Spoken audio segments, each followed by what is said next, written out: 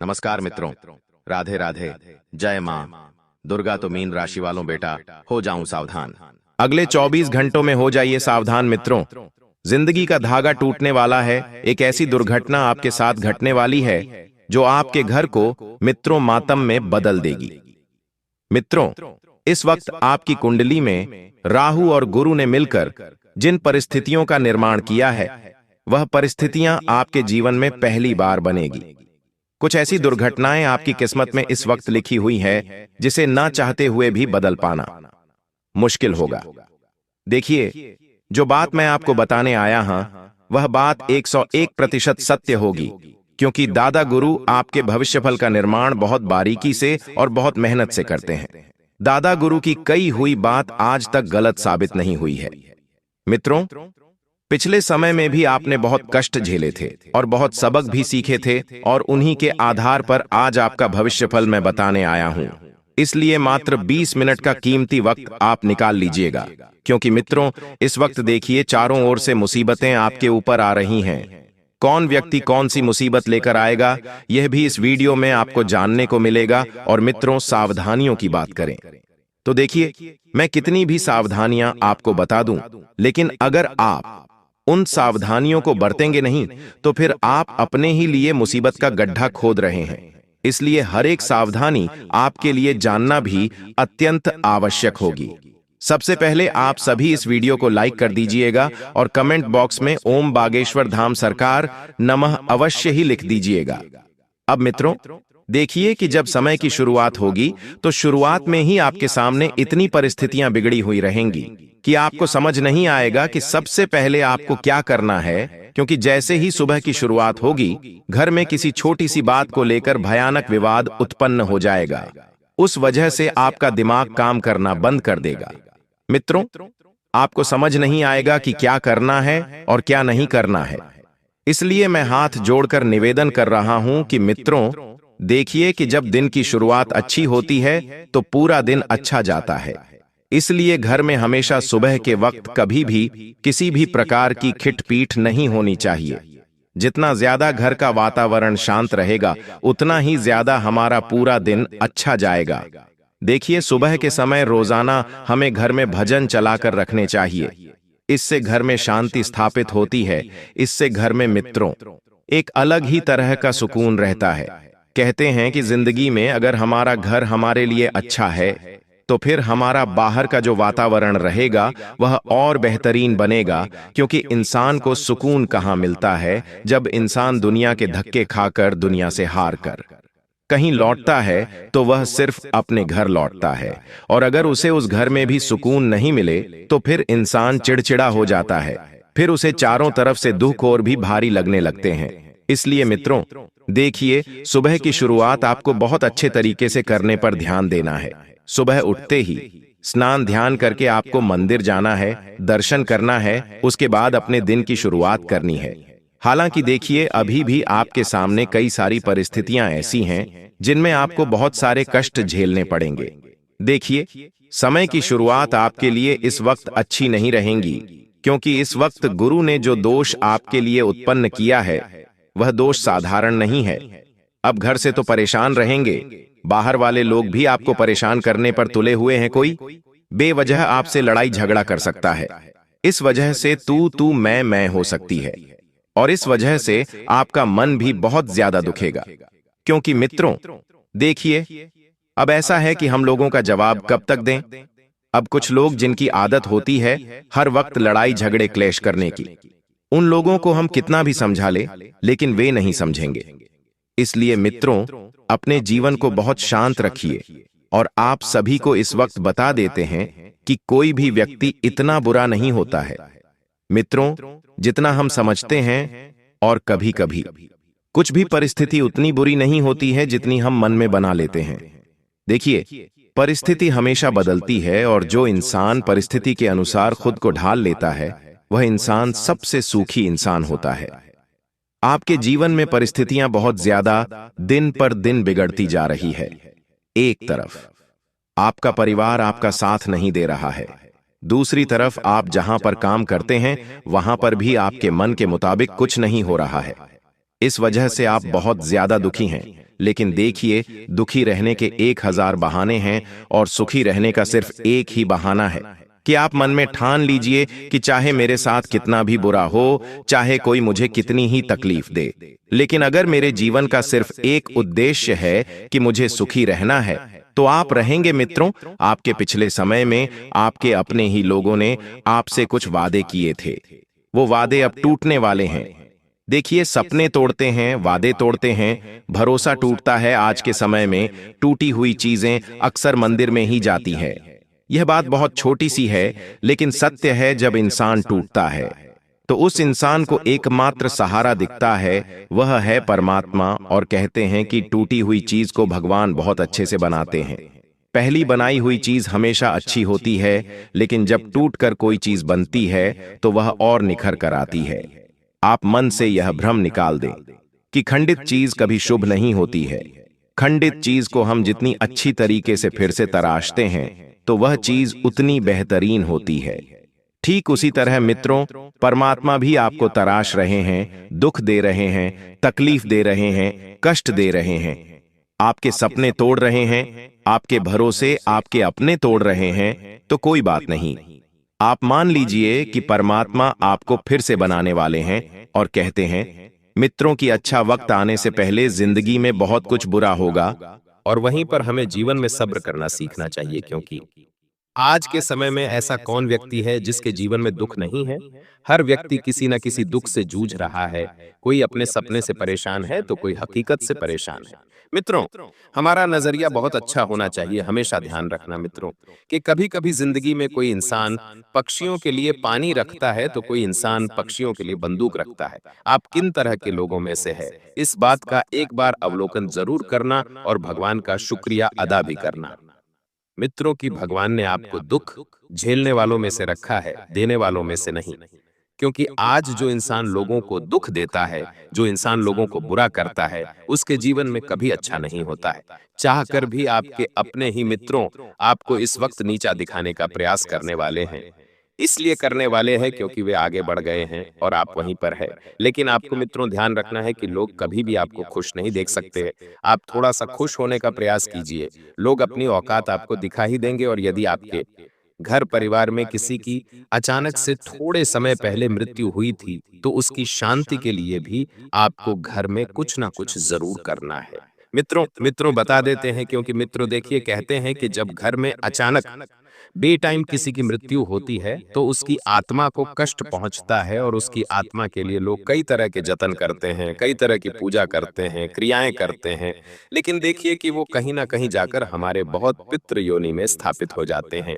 इसलिए तो मित्र कहते हैं कि पितृदोष कब लगता है, जब उनकी इच्छाएं पूरी नहीं होती हैं। तो ध्यान रखिएगा कि चाहे कोई भी व्यक्ति हो, अगर थोड़े समय पहले घर में किसी भी प्रकार की अचानक से डेथ हुई हो या फिर समय के आधार पर मृत्यु हुई है, तो आपको उज्जैन में जाकर पितृदोष के लिए पूजा अवश्य करानी चाहिए। मित्रों कहते हैं कि पितृदोष से मुक्ति पाने के लिए 3 जगह पर पूजा करनी चाहिए, क्योंकि 3 बजे जगह पर की हुई पूजा का लाभ हमें अवश्य मिलता है। एक है उज्जैन, जो मध्य प्रदेश में स्थापित है।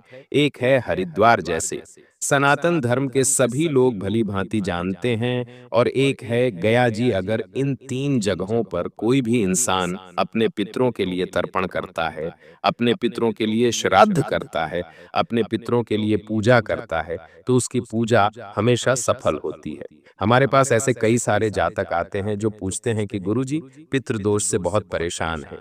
जिंदगी में जब भी कुछ नया करने जाते हैं तो रुक जाता है, घर में बरकत नहीं आती है, वंश फल फूल नहीं रहा है। तो कहते हैं कि कई बार इन सब चीजों के कारण जो होता है वह पितृदोष होता है। तो जो इंसान पितृ को प्रसन्न करता है, उस इंसान के जीवन में दुख कभी नहीं आता है। अब आपको बता देते हैं मित्रों कि आप लोगों के ऊपर बहुत ज्यादा भरोसा करते हैं, उन लोगों के ऊपर जिनसे आप पिछले समय में धोखा खा चुके हैं, लेकिन फिर भी कहते हैं कि लातों के भूत बातों से नहीं मानते हैं। अब वह इंसान हैं जो ठोकर खाने के बाद भी नहीं संभाले हैं। आपको मैंने कितनी बार बताया है कि उन लोगों के ऊपर भरोसा बिल्कुल मत करो जिन्होंने आपको धोखा दिया है, जिन्होंने आपके साथ बुरा किया है, लेकिन आप हर बार परेशान रहते हैं। छोटी छोटी चीजों को लेकर बहुत ज्यादा आप चिड़चिड़े हो जाते हैं। आपको चिड़चिड़ा नहीं होना, ध्यान रखिएगा मित्रों। एक जिंदगी मिली है, उसको जीतने अच्छे तरीके से हो सके, जीने की कोशिश करें। देखिए, हमें नहीं पता कि हमारा अगला जन्म कहाँ होगा, किस में होगा, हम अगले जन्म में क्या होंगे लोग। कई बार जब इंसान के जीवन में दुख आता है, तकलीफ आती है और उसे लगता है कि मैंने तो जीवन में सब अच्छे कर्म किए हैं, तो फिर मुझे दुख क्यों मिल रहा है? तो कई बार हमें लोग कहते हैं कि शायद हो सकता है ये हमारे पुराने जन्म के कुछ कर्म हों, पुराने जन्म के कुछ कर्ज हो जिन्हें हम चुका रहे हैं। आज आपके जीवन में कोई व्यक्ति आ रहा है, वह व्यक्ति आपका पैसा खाकर जा रहा है, वह व्यक्ति आपको तकलीफ दे रहा है, वह व्यक्ति आपको दुख दे रहा है। तो मित्रों, हमेशा ध्यान रखिएगा कि कभी-कभी जीवन में सब कुछ वर्तमान परिस्थितियों के आधार पर नहीं होता है। कभी-कभी पिछले जन्म के कर्म भी हमें बहुत सताने लगते हैं। आपको बता देते हैं कि अपने दैनिक जीवन को अच्छी तरीके से आगे लेकर चलें। अपने दैनिक जीवन में जो भी परेशानियां इस वक्त आ रही हैं, उन्हें आगे लेकर चलना बहुत जरूरी होगा और बता देते हैं कि आप इस वक्त यदि घर की छोटी से छोटी खरीदारी भी करना चाहते हैं, तो अपने बजट का विशेष ध्यान रखें। आजकल लोग दिखावे में बहुत ज्यादा विश्वास रखते हैं, लेकिन वो नहीं जानते हैं कि दिखावे के चक्कर में कई बार घर भी जाते हैं। आज के समय में लोग अपनी औकात से दिखावा करते हैं, एक दूसरे को नीचा दिखाने के लिए हव्वा बना रखा है। मेरे पास गाड़ी है, मेरे पास बंगला है, मेरे पास ये है, मेरे पास वो है। भले उनके घर में 2 टाइम का ठीक से खाना नहीं होगा, लेकिन लोग दिखावे के चक्कर में इतने पड़े हुए हैं कि मत पूछो। मेरी आपसे हाथ जोड़कर एक ही विनती है कि पेड़ उतने ही फैलाओ जितनी बड़ी चादर है, क्योंकि कई बार जब चादर फटती है और चादर हटती है तो जिंदगी का तमाशा बनता है। पिछले समय में भी कुछ लोगों ने आपका बहुत तमाशा बनाया और आप जानते हैं कि वह लोग कौन थे? वह लोग थे आपके अपने ही। देखिए, इस वक्त आपके घर में आपके कुछ अपने मेहमान आ सकते हैं। मेहमान आना अच्छी बात है। पहले के समय में लोग कहते थे कि अतिथि जो होते हैं वह भगवान होते हैं। अतिथियों का हमेशा सम्मान करना चाहिए, अतिथियों का हमेशा अच्छे से खातिरदारी करना चाहिए। लेकिन आज के समय में अतिथि अतिथि नहीं बल्कि अर्थ ही उठाने वाले बन गए हैं। आज के समय में जिन लोगों के ऊपर हम सबसे ज्यादा विश्वास करते हैं और उन्हें अपने घर के अंदर की चीजें बताते हैं, वही लोग बाहर जाकर ढिंढोरा पीटते हैं। हमारी बदनामे का, हमारी गरीबी का, हमारी हैसियत का मजाक उड़ाते हैं। अरे, भगवान ने आपको जो दिया है वो आपके पास है तो कि बहुत अच्छी बात है, लेकिन कम से कम आप उन लोगों का तो मजाक मत उड़ाइए जो आपसे नीचे की हैसियत वाले हैं। माना आज उन लोगों के पास कुछ नहीं है, लेकिन कल ऐसा वक्त जरूर आएगा कि परमात्मा उन्हें छप्पर फाड़ कर देगा। इसलिए मित्रों, आपसे भी मैं हाथ जोड़कर विनती करता हूं कि अगर परमात्मा ने आपको सब कुछ दिया है, बहुत अच्छी बात है। आपने अपने कर्मों का अनुसार सब पाया है, बहुत अच्छी बात है। अपने कर्म भी आपने बहुत अच्छे रखे हैं, लेकिन ध्यान रखिएगा, अगर कोई व्यक्ति आपसे नीचा है, आपसे छोटा है, वह व्यक्ति अपने जीवन में अगर संघर्ष कर रहा है, तो उसके संघर्ष का कभी मजाक मत बनाना, वरना परमात्मा को छीनते देर नहीं लगेंगी। कहते हैं कि भगवान की लाठी में आवाज नहीं होती है, लेकिन जब पड़ती है तो बहुत जोर से पड़ती है। तो उस लाठी से डरना। मित्रों और अपने काम को आप बहुत ज्यादा महत्व देते हैं, बहुत अच्छी बात है मित्रों, क्योंकि जो इंसान अपने काम की इज्जत करता है, काम उसकी इज्जत करता है और उसे हमेशा डबल ट्रिपल देता है। साथ ही मित्रों, अपने काम धंधे में आप बहुत ज्यादा इस वक्त फंसे हुए हैं। आपके कुछ ऑर्डर पिछले समय के अभी तक बाकी पड़े हुए हैं, उनको पूरा करने पर ध्यान दें, वरना पार्टी हाथ से जा सकती है। जो लोग इस वक्त पैसा निवेश करने की योजना बना रहे हैं, तो आज के समय में लोगों के सामने कई सारे विकल्प आ गए हैं। पैसा इन्वेस्ट करने के कुछ लोग सिप में पैसा इन्वेस्ट करते हैं, कुछ लोग म्यूचुअल फंड में पैसा इन्वेस्ट करते हैं, कुछ लोग प्रॉपर्टी में पैसा इन्वेस्ट करते हैं, कुछ लोग गोल्ड में पैसा इन्वेस्ट करते हैं, लेकिन भरोसा आज के समय में किसी का नहीं है। मित्रों, अब देखिए कि जो किस्मत में लिखा होगा, जो भाग्य में लिखा होगा, वह तो होकर ही रहेगा। कहते हैं कि इंसान के हाथ में सिर्फ कर्म होते हैं, देना नहीं देना वो परमात्मा के हाथ में होता है। और ये भी कहते हैं कि भाग्य का कोई नहीं छीन सकता है, नसीब का कोई नहीं छीन सकता है। नसीब में जो लिखा होगा वह तो होकर ही रहेगा, उसे हम कितना ही बदलने की कोशिश क्यों ना कर ले, कितने ही हाथ पैर क्यों ना मार ले, कितने ही गिड़गिड़ा क्यों ना ले, कितने ही रो क्यों ना ले, लेकिन जो नसीब में लिखा है वह तो होकर ही रहेगा। आपको बता देते हैं कि अपनी निजी जिंदगी को सुधारने पर सबसे पहले ध्यान दीजिए। निजी जिंदगी अर्थात मित्रों, कहने का तात्पर्य यह है कि आपके खुद के ऊपर ध्यान दें। आपको क्या करना है, कैसे करना है, कब करना है, ये सब चीजों पर ध्यान देना है और उन चीजों से दूर रहना है कि लोग क्या कर रहे हैं, क्यों कर रहे हैं, कब कर रहे हैं और कैसे कर रहे हैं। इन सब चीजों से आप जितना ज्यादा दूर रहेंगे, उतना ज्यादा आपके लिए मित्रों बढ़िया रहेगा। साथ ही देखिए, आज के समय में किसी भी चीज में हमें ज्यादा नहीं उलझना चाहिए। उलझने से चीजें सुलझने की वजह और बिगड़ जाती है, और कहते हैं कि चिंता हर व्यक्ति को होती है। किसी को अपनी संतान की चिंता है, किसी को अपने परिवार की चिंता है, किसी को अपने भविष्य की चिंता है, किसी को अपने भूतकाल की चिंता है, तो कोई वर्तमान की चिंताओं में फंसा हुआ है। इसलिए चिंता आपको ज्यादा नहीं करनी है। चिंता तब होती है जब आपकी बुद्धि तो ऊंचे स्तर पर होती है, लेकिन आपका साहस उस स्तर का नहीं होता है। आप जानते हैं कि आप क्या कर सकते हैं, फिर भी कभी करते नहीं।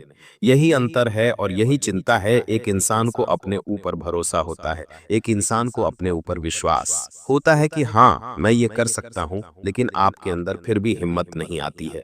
आप उस चीज को नहीं कर पाते हैं जिसकी वजह से मित्रों आपको चिंता सताने लगती है।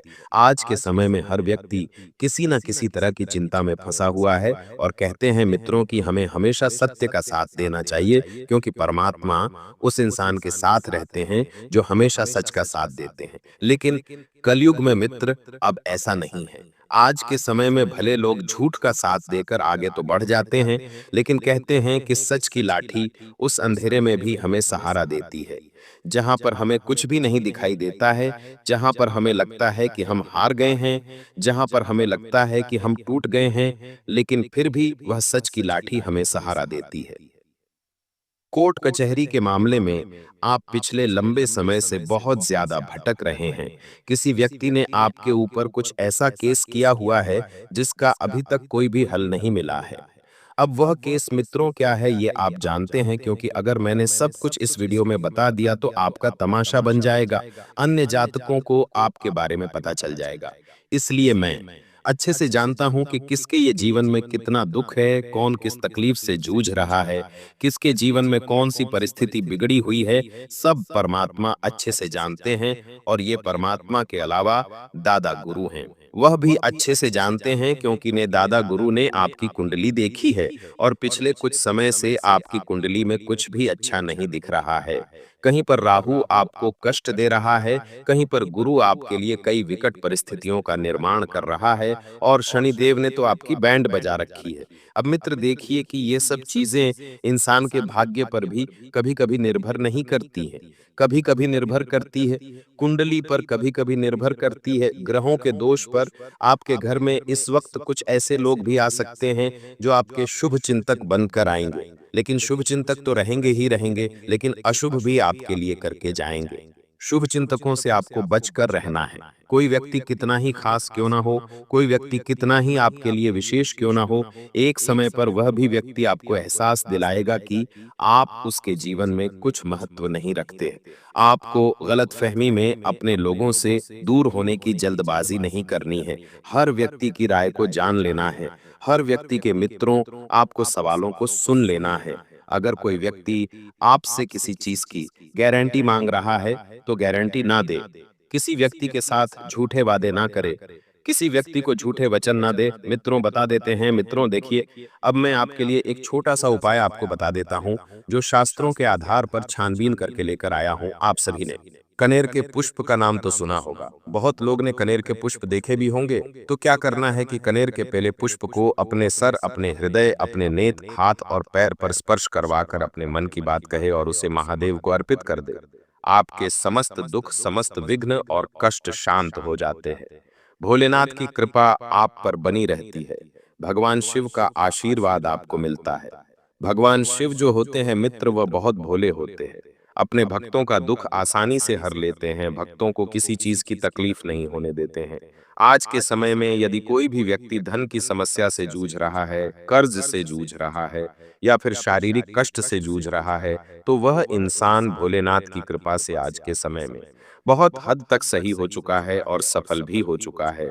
तो मित्रों देखिए, कनेर के पुष्प का यह उपाय आप करके लीजिएगा, और शहर में रहने वाली पत्नी अपने पति को बाबू सोना कहकर पुकारना है। गांव में रहने वाली पत्नी अपने पति को एजी ओजी कहकर क्यों बुलाती है? स्त्री अगर अपने पति का नाम लेकर बुलाती है तो तिल तिल भर पति की आयु कम होती है। इसलिए ध्यान रहे मित्रों कि हमें गांव की महिलाओं में सरलता और संस्कृति में छुपा गहरा रहस्य शायद नहीं जान पाते। इसलिए उनका वैवाहिक जीवन अधिक स्तर और लंबा होता है। पत्नी के शब्दों में होता है वचन और वर की रक्षा करना। आज के समय में मॉडर्न लड़कियां अपने पति को नाम से पुकारना है, जिसकी वजह से हालांकि देखिए मित्रों, लोग ऐसा हो गए हैं कि मॉडर्न के चक्कर में ये सब चीजें भूल गए हैं। लेकिन इन सब चीजों का हमारे शास्त्रों में वर्णित है कि कभी भी हमें अपने पति को ना तो नाम से उकारना चाहिए और ना ही ऊंचे स्वर में उकारना चाहिए। कहते हैं मित्रों कि जिस बर्तन में लहसुन प्याज का भोजन पकता है, उस बर्तन में हमें कभी भी भगवान का भोग नहीं बनाना चाहिए, क्योंकि यह जो नियम है यह शुद्धता के नियमों के विरुद्ध है। भोग शुद्ध हो, बर्तन शुद्ध हो, तभी प्रभु प्रसन्न होते हैं। यह बात हमारे घर में महिलाएं ध्यान नहीं रखती है, तो महिलाएं विशेष ध्यान रखें कि आप उस बर्तन में भगवान का खाना बिल्कुल भी न पकाएं। जिस बर्तन में लहसुन प्याज पकता हो, जिस बर्तन में तामसिक भोजन पका हो, उसमें कभी भी भोग नहीं बनाने चाहिए, क्योंकि भक्ति में ही पवित्रता सबसे पहला नियम है। अगर आज हम किसी भी देवी देवताओं की भक्ति करते हैं तो हम क्या सोचते हैं कि सबसे पहले हम पवित्र हो जाए, स्नान कर ले, उसके बाद भक्ति करें। तो मित्र, यह बात सत्य है कि हमें मित्रों पवित्रता जरूर रखना चाहिए।